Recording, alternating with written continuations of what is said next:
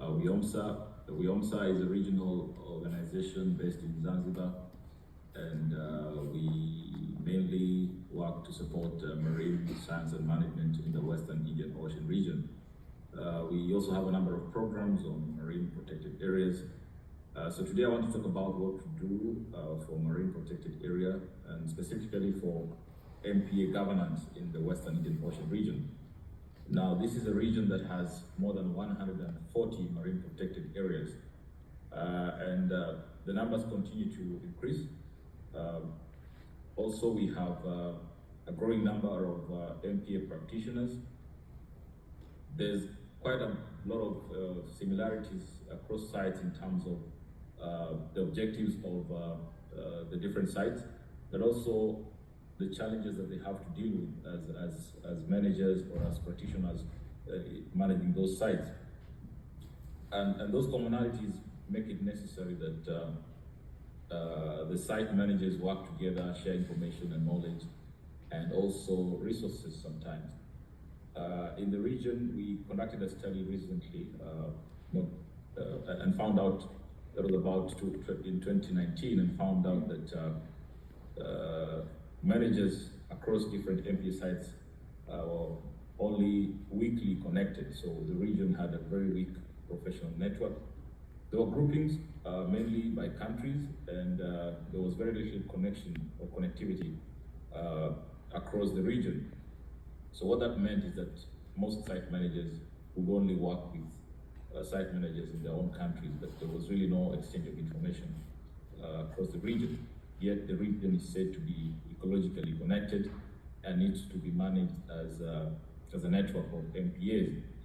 So the idea of a network of MPAs can only succeed if people are also connected. So social connectivity is an important aspect of connectivity conservation, and therefore it's one of those things that we have to think about when we are talking about improving connected systems of marine protected areas, or the idea of a seascape approach to conservation, which then brings together different sites over big, large areas. So it's not just the ecology, but we also think of how people are connected and how they work together.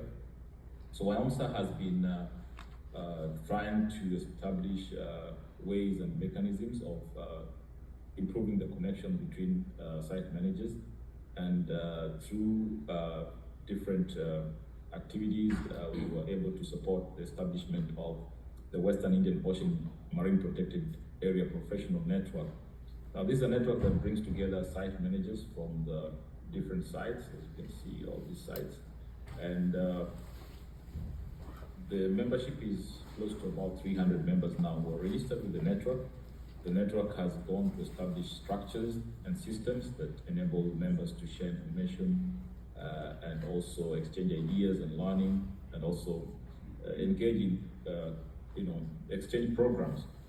So this network emerged out of a strong realization that it's becoming increasingly difficult to work independently as sites, and it is need to actually establish a system of a social system that is connected, where information can flow through the network in the region to be able to address problems together. So what we're doing now is to see how this network can be strengthened to support expansion of MPAs and LMMAs in the region, but also to make sure that these established areas actually function.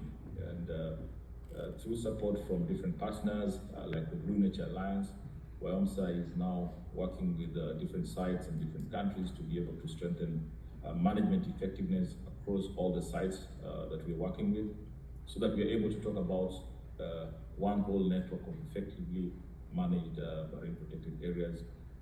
We are also helping the sites to conduct assessments of management effectiveness and encouraging them to report on the status of their sites, and to also share this information through the network, so that members of the network can learn from each other.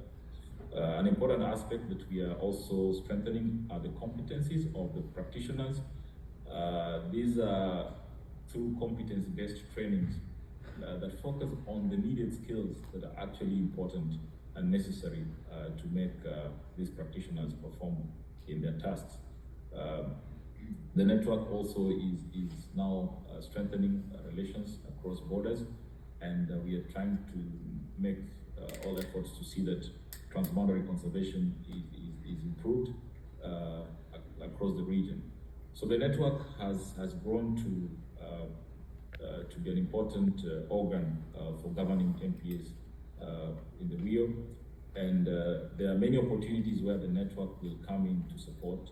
For example, in the region now we're talking about having the seascape approach through an initiative that we're involved with IUCN called the Great Blue Wall. We're trying to make the region to work together through MPAs, LMMAs, and bringing all partners and stakeholders together to support marine conservation. Now, WIOMSA is going to play a critical role in achieving that vision, and we hope that through these initiatives we are able to build a stronger MPA system in the region and emerge as one of the best regions in terms of MPA governance. And so we welcome all of you, partners, friends, to come and join us in this great journey to see the region, the Western Indian Ocean region, as one of the good examples and good cases of marine protected area management and governance. Thank you very much, and enjoy the rest of your meeting.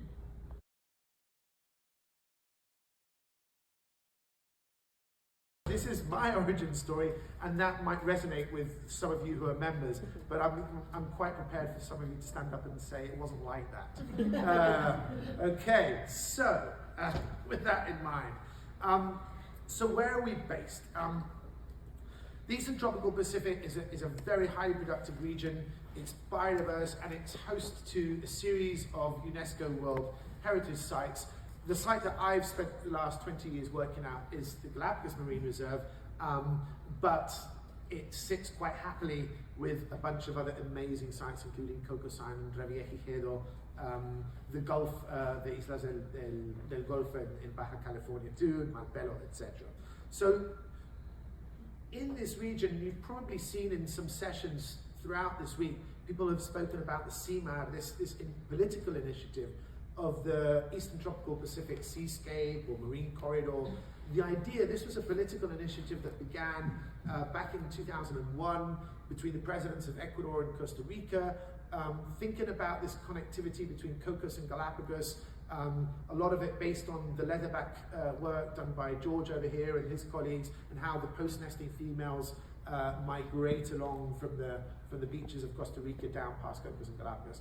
And as those discussions proceeded, there was more interest from the other countries, Panama and Colombia, to kind of join up, which eventually created something called the Declaration of San Jose, which was a bold vision to protect and sustainably manage our shared ocean resources, and especially focused around offshore islands, Cocos in Costa Rica, Galapagos in Ecuador, Malpelo, and the coastal island of Gorgona in Colombia, and then Coiba in Panama. And over the years, the CMAR initiative has kind of gone through several phases, but really for us, it was the stimulus that started bringing us together to start thinking about how we could consolidate our research, speak the same language, use the same technology that was compatible, and pool our resources. Up until then, I was a fisheries biologist working in the Galapagos Islands on lobsters and sea cucumbers, which are coastal resources, focused inwards. One of the species of lobster I was talking about last night, slipper lobster, endemic, and yet looking to me like it's in a pretty dire situation right now. And it wasn't really until this CMAN initiative that we started looking outwards. And by looking outwards, I kind of fell into this world of sharks. I'm not a shark biologist, whatever that means. And I think probably Randall and James and George and Sandra and all the other members of MigraMar probably kind of came around in the same way. They were focused on their area, and something made them step out and look at the context regionally. So I think, so the way I kind of looked at this talk was trying to kind of find key points that made MigraMar what it is today. The first point was there was a need for a wider scope than what we were looking at as individuals. In this sense, it was both geographic and thematic. So that was the first thing. What kind of work do we do? Well, we started to track the movements of animals. We were trying to understand a little bit about what they were doing during those movements, or what were the drivers behind those movements. So a lot of the work was satellite tracking or acoustic tracking. The acoustic tracking, for those of you that don't know, ultrasonic telemetry is all about placing devices on animals that ping and then can be picked up by listening stations if they're set to listen to the right frequency. So that was really the hook that started bringing us together. So the other point is, there was a need to standardize and share data and techniques, and that was the first thing that started getting us to the same table. Like I said, also everyone has their own journey. Mine was a realization we had to switch from looking from Galapagos inwards to start thinking about how Galapagos contributed to the rest of the region, and I'm sure most of the other members had something about the same. But the other thing is we needed a venue through which to channel our research and get them to decision makers. And at the time, and I think it's still a little bit that way, this CMAD initiative had a science committee that was an institutional committee. And that's fine if you have people that stick in the same institution for a long, long time. What we ended up having was people, I switched institutions several times. So I was on the committee, then I was off the committee, then I was back on the committee. The original institution had someone new who didn't know what I had done. And so, but there is a value to having institutional membership to these committees. And so I'm not knocking that, I'm just saying that those of us who moved around a little bit needed a home.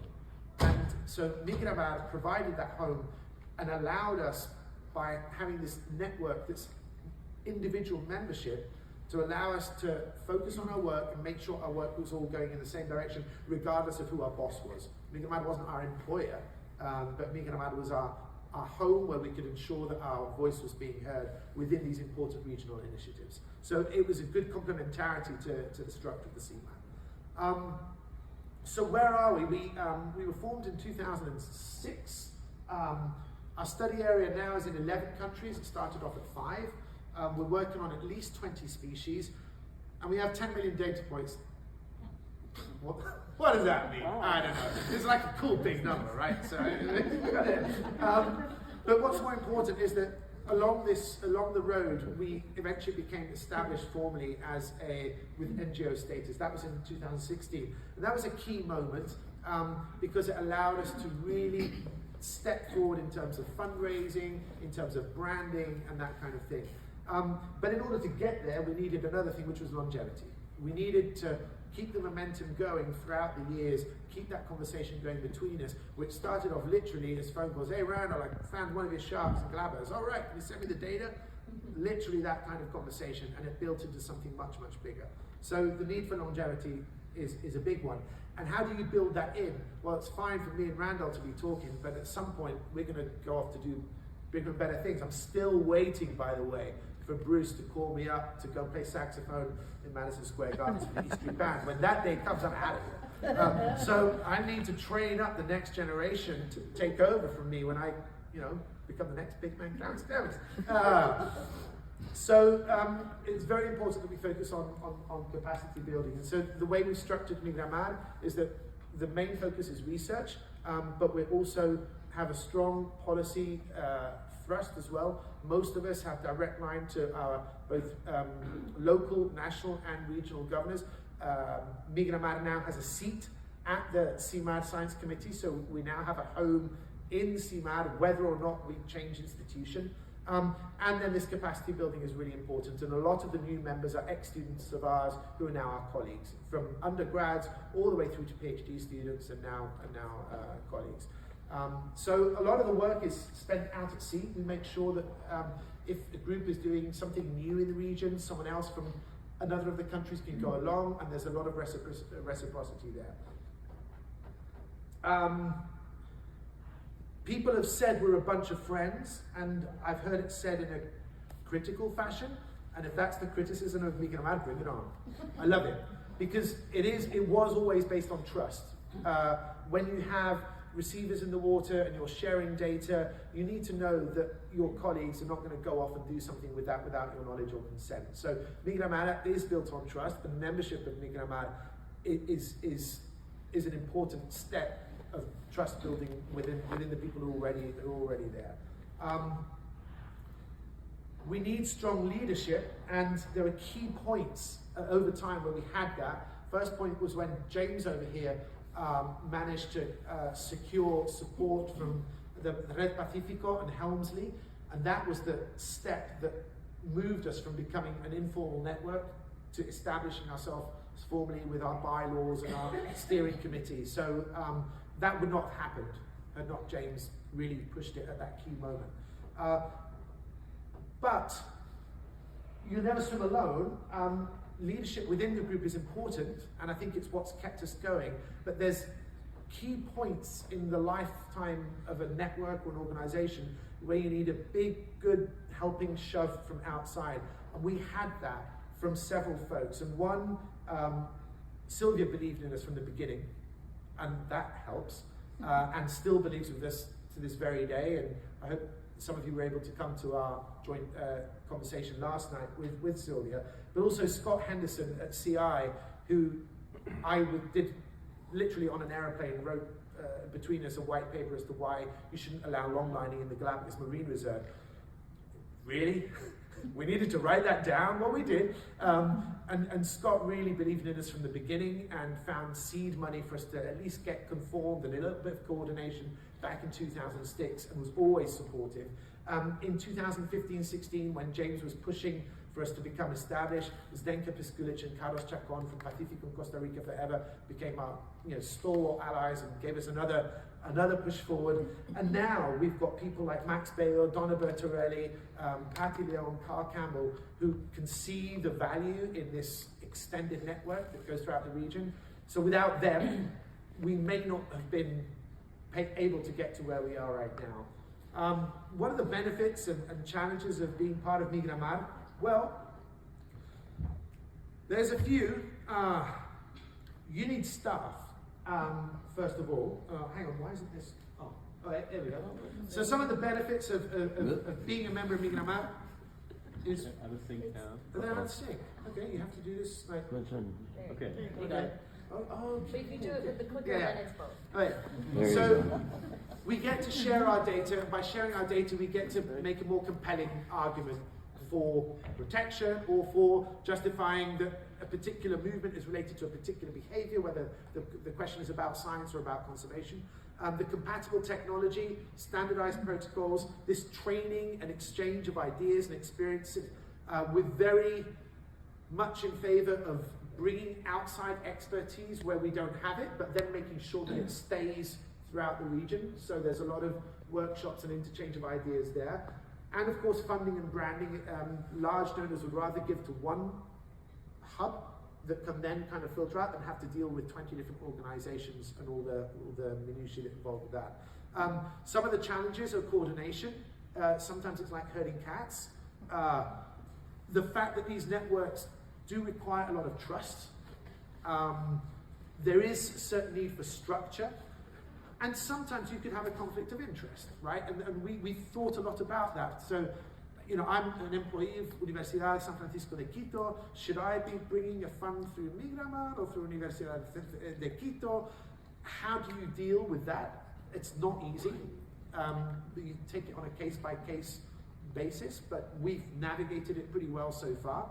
And there's always the risk of mission drift, which I think we've managed to get through pretty well because we're a network, we're not a bunch of employees. So if I have a project right now, we're trying to monitor seahorse populations, that doesn't really fit with the MigraMar mission, but that's a project that I run through the university, no one's going to tell me not to do it. So because we all have our own institutions, something that's not on mission, we simply do within the realm of our own institution. So it's really nice that way.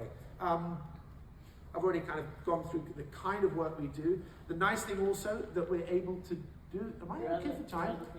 Yeah. I think that means you have 2 minutes left. All right, Just about 2 okay. minutes or a minute and a half. Okay. But Two whole minutes. whatever We say- the chair thinks, really.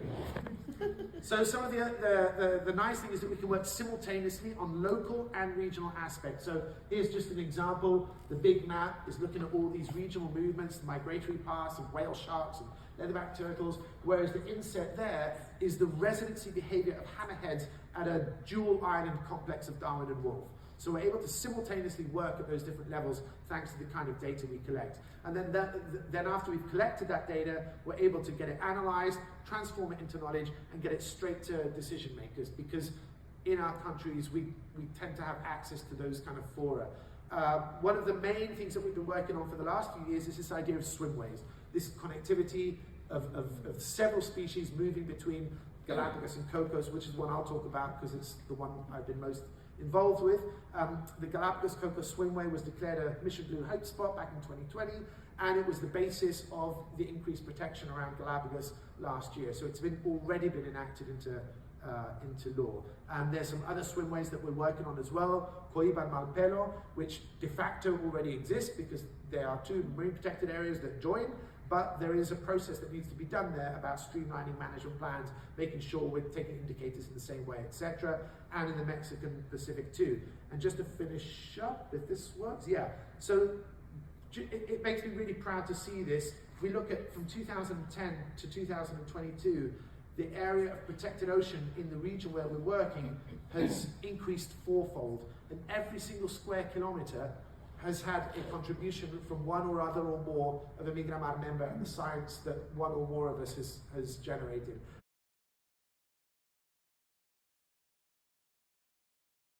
What makes sense for us, what makes sense to be long-term and perpetual in terms of funding. And the T is for trust funds, which I mentioned before, but just to say a little more about conservation trust funds and their value in the marine protected area space.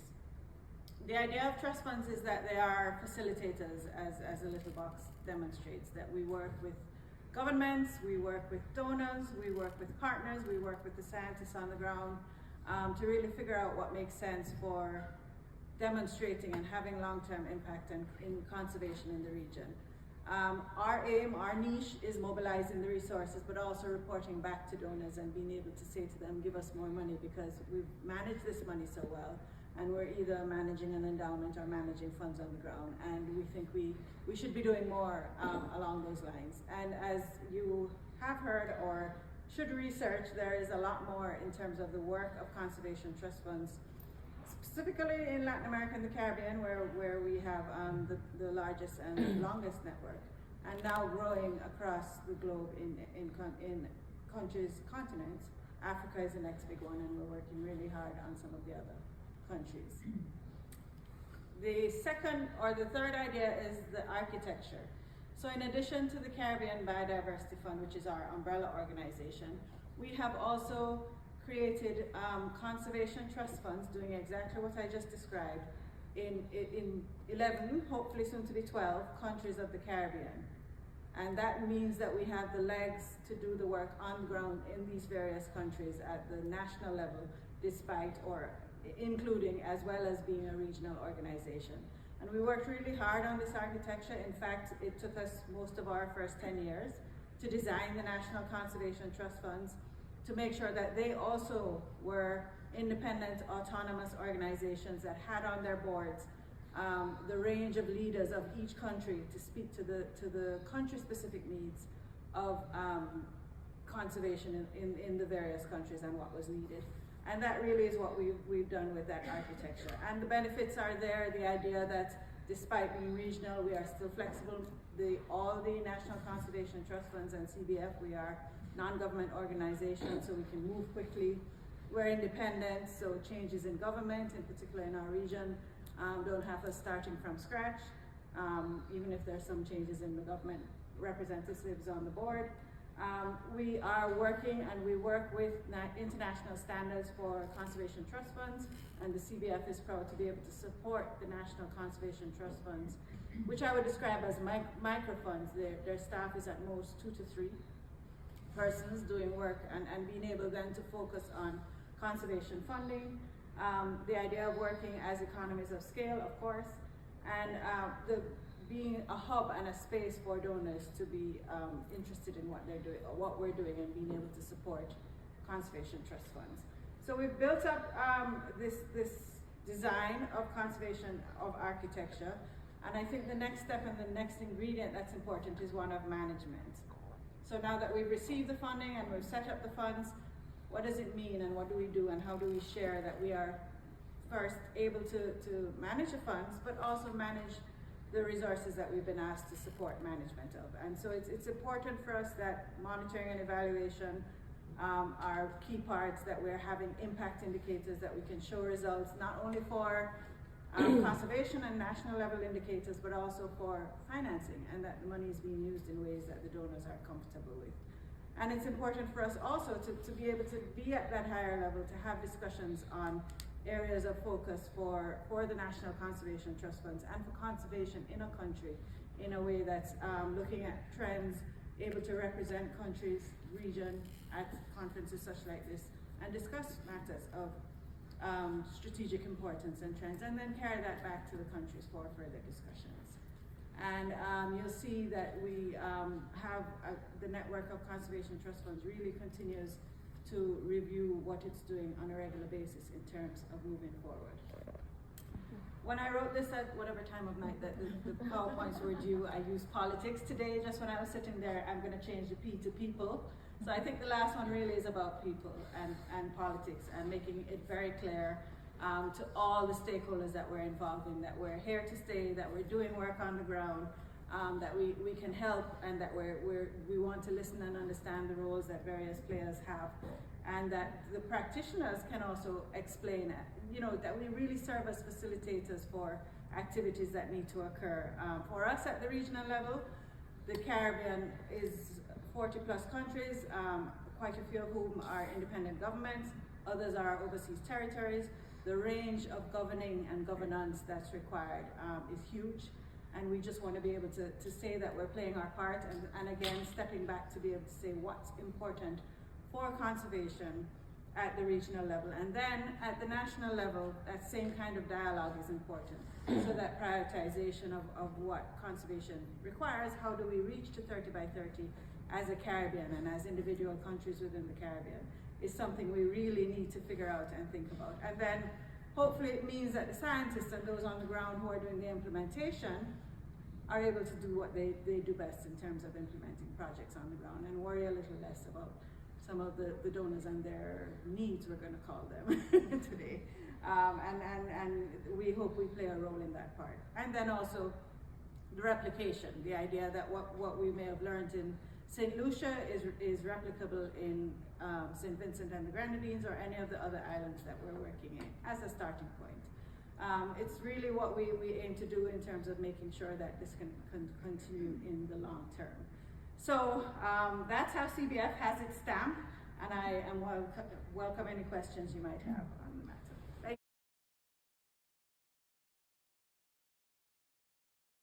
you. 25 years on them. I run the Global Island Partnership, which was a partnership, and I have it in here in a big list of partnerships that we're working with, all that have a narrative, I think, that is important to this event. So our partnership was started in 2005. It was 2005-2006. It came out of the negotiations on the program of work on island biodiversity in the Convention on Biodiversity. So we're part of a decision that came out of that we would be a mechanism to help action happen in islands. And so in the thinking about how that would happen, our focus has always been on mobilizing political leadership. So there's always been the desire to get political leaders connected to particularly conservation, sustainable livelihoods, which is where we started. The second thing that we've really always focused on is fostering collaboration among islands. And so you'll see that we work not just with small island developing states, which is where people usually think we work. We work with all islands regardless of political status. So we work with Hawaii, we're working with the islands of the Netherlands, of the UK, with the US as a country, with islands, with some other places, I'm happy to blank, Zanzibar at times. So it's a very diverse group of islands that aren't typically working together. The real focus is that those are the islands that want to actually try and do something and implement, and that's the space that we're in. So people work with us and become members or engage in our kind of network where they want to advance the conservation sustainable livelihoods. And now, more recently, we've started working more on sustainability on islands, but all of it is from the perspective of island values and island action, so very much in that space. And actually, when we were first launched, there was a commitment made by Galapagos, by Ecuador, on behalf of the Galapagos, I think back in 2006. So a lot more we were doing kind of those mobilization of big political commitments. And some of these, what I'll call partnerships, like the Micronesia Challenge and the Caribbean Challenge Initiative, big multi-country commitments that some of them are still going. Caribbean Challenge Initiative started in 2008 and then was revived in 2013, but it's still going. That's countries working together, supported by networks of organizations and others. And then Micronesia Challenge has been going since the same time as GLISPA. It's gone through 18 changes of government across all of the Micronesia Challenge countries, which I think is a particularly significant thing to note. And the action is still happening. So that's kind of the change that the work that organizations or partnerships like GLISPA help to support, because we're really about both reflecting and helping give a platform for political leaders to make those commitments, to work together with peer leaders, and then at the same time to start working outside of their own small regions with other island leaders. And so some of the reasons why Micronesia Challenge is called that, Caribbean Challenge is called that, is they're connected to each other. We kind of call it a genealogy of challenges and commitments. The one I want to highlight, the Aloha Plus Challenge right at the bottom, was also inspired by Micronesia and the Caribbean. So Hawaii was inspired by small island developing states' commitments, but focused more on sustainability. And why I mention that, so they have a sustainability commitment, but built within that, they're also tracking their MPA goals, what they're doing on marine inside this bigger sustainability commitment. So the marine conservation community in Hawaii is integrated into some of this bigger and broader discussion around what goals are on food security, on tourism, and all of these other things. So since 2019 in GLISPA, we've become the co-chair of another network, called the Local 2030 Islands Network, that's up there. That's another big thing really focused on political leaders working on the localization of the Sustainable Development Goals in islands. So that has two different approaches. One is local goal setting and tracking those goals. So you can see where the marine goals kind of fit in there. And the second part is trying to create a major island economies forum, for example, where island leaders and countries that have islands, like John Kerry as a US representative, are coming together and starting to build relationships that focus on solutions. So GLISPA is also part of these other networks in a very advisory role. And when I say GLISPA, there's only actually 3 people that work on our partnership, and I think that is really important because we've never been a big organization. We're trying to be a catalytic partnership. We help to set a strategy together with our members. So we have members that are both countries, islands and territories, and also organizations. We have an advisory board that helps advise us. And I was laughing at Alex's point about friends because someone said to me, wow, half of your board now is like people that are close to each other. And I said, but it's the other way around. We became close to each other because we've been working on this stuff for like 20 years. And we have kind of a similar vision about how we can make an impact. And I think if I think about all of these networks and partnerships, and I'm probably asked about every 2 weeks to advise someone on setting up another global network or a partnership. I've been asked here at this meeting. We had another partnership event 2 days ago. The key things are about this kind of the idea of collective action. How do we have a common strategy? We don't need to all agree with each other on everything, but we need to agree with each other on the things that we think are important to shift things forward.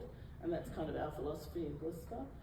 And then how do we catalyze action? How do we make a difference to all of this amazing work that people are doing at a local level, at a local community level, even at the political leadership level? How do we lift those voices up, help them make a difference, and then also work together and collaborate? So that's kind of all of these networks. That's a little bit the focus of it. It's about action. How do we actually get things to happen? In terms of what we learn from this, political leadership is really important for us.